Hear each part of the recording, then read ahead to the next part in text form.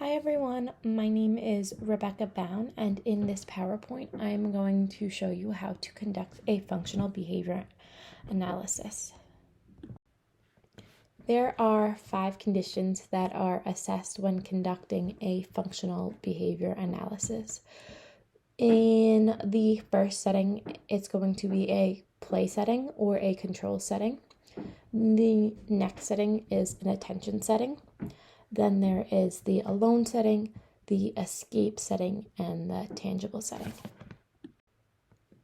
The first setting that you want to do is the play or the control setting. That way it is a natural environment and we can see if the client engages in any behaviors naturally. So we want to allow the client to play independently. We want to monitor the client and see what they gravitate towards. This is great because it could act as a reinforcer later on. We want to provide them with access to adult attention. And in a control setting, no behaviors should occur because you aren't placing any demands on the client. However, if they do occur, we are going to ignore those behaviors or we are going to naturally redirect them.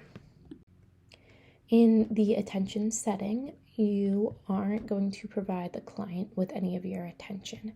So you want to place the demand of work on the client, but your attention will be elsewhere.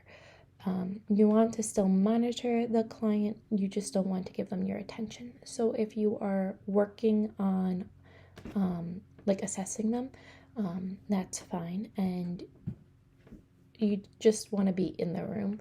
And then you want to document if the client begins to engage in behaviors. Attention is then provided in the form of soothing statements such as "don't do that" or "you will hurt someone." In the alone setting, the client will be alone during this period of time, and we want them to be alone with a low level of environmental stimulation. The client will not be doing work or be playing with toys. They will be completely alone in the room. And the goal is to see if the client engages in any behaviors while being alone.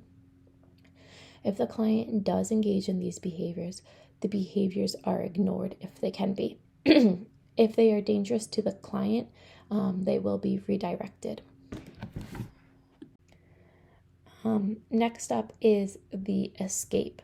So the escape condition, a demand will be placed on the client and will be followed through with least most prompting.